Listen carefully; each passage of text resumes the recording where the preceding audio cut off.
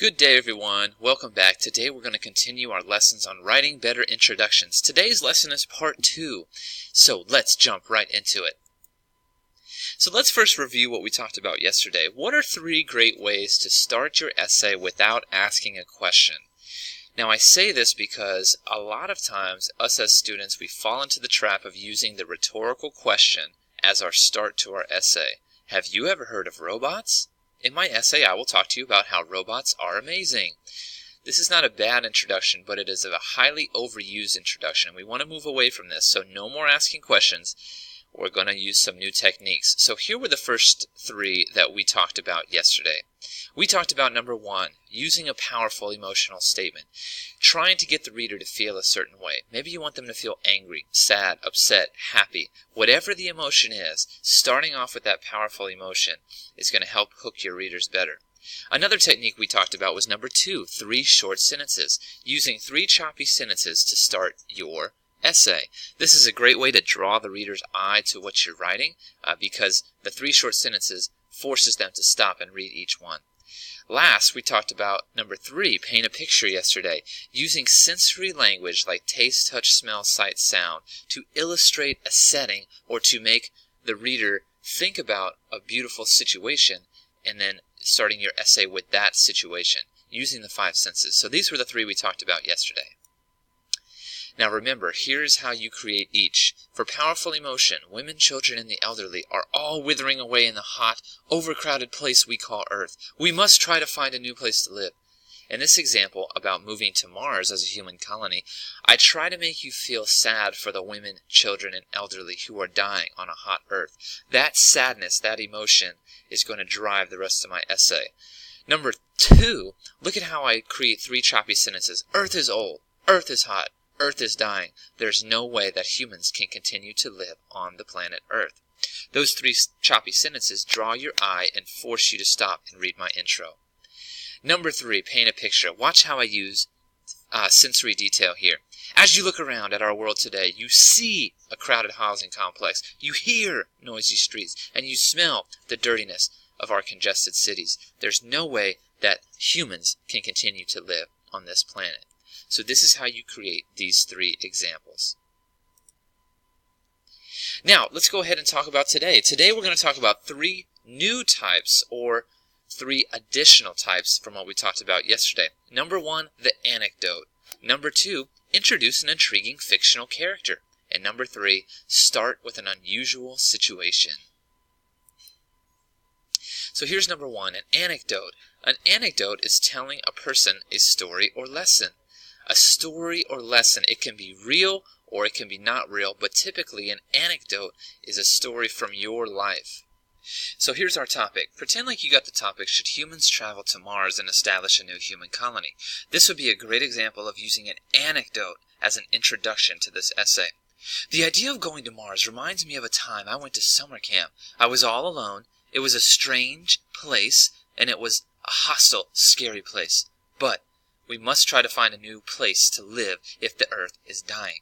So this is a great example because I use a personal story about a time that I went to summer camp to connect with the topic of Mars and human travel to Mars. So think about a time in your life that you could use as an example for your essay. It's way more gripping than the rhetorical question.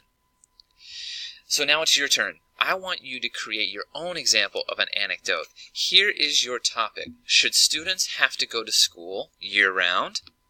Should students have to go to school year-round? Now, remember, you're using the anecdote technique, so you need to think about a personal experience from your life, a personal story that you can use to hook the reader in this essay. So was there a time where you had to go to something all year-round and you loved it, or maybe you hated it? Is there something that you enjoy doing but wouldn't have the opportunity to do if you were going to school year-round? Use that as a personal story here. All right, you have a few minutes. Write your intro now. All right, so let's jump into number 2. The second way you can hook your reader besides using the rhetorical question is number 2 here. Introduce an intriguing fictional character. With this technique, you're going to give a human element to a difficult topic. Now, The character does not have to be real. It doesn't have to be someone you actually know in real life. But what if you created a fake fictional character and placed him in the situation of the prompt, just like this topic? Should humans travel to Mars to establish a new colony? Watch how I create a fictional character here to hook my reader into this topic. Imagine an astronaut named Robert tripped on the stairs exiting the spacecraft for the first time landing on Mars. He would get up, look around, and instantly think, wow, that wasn't such a great first step for man. Even though this is a funny story, we must try to find a new place to live other than Earth.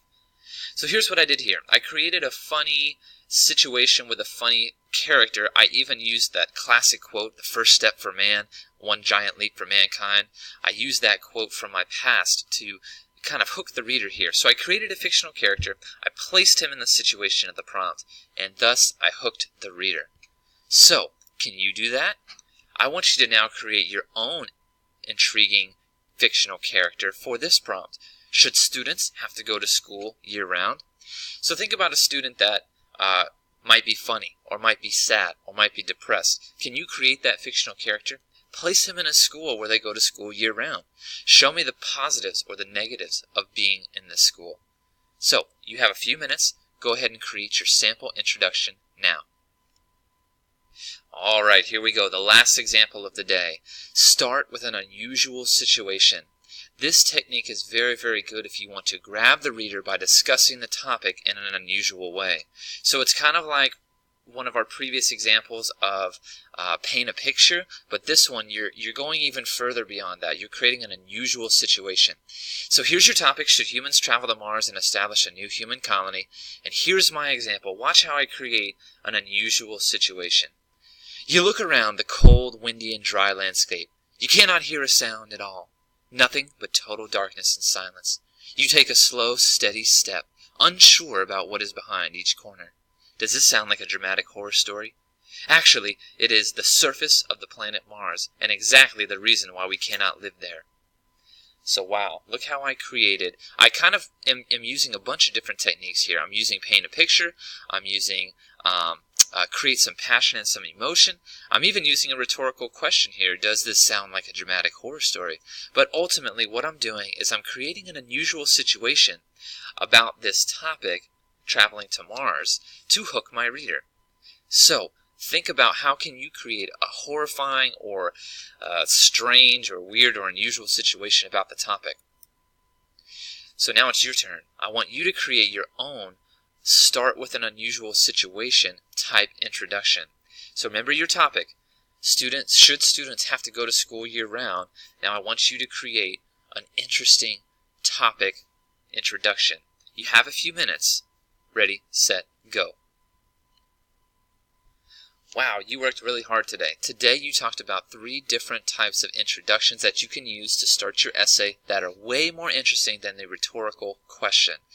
I hope that you found one that you really enjoy. What I'd like you to do now is I want you to take a moment and reflect. What is your favorite new introduction technique that you learned today? Why do you think it's important to use this new technique on your next essay? So think about it. Did you like the first one that we practiced? Did you like the second one we practiced? Or did you like the third one that we practiced? Tell me why. So take a moment and reflect.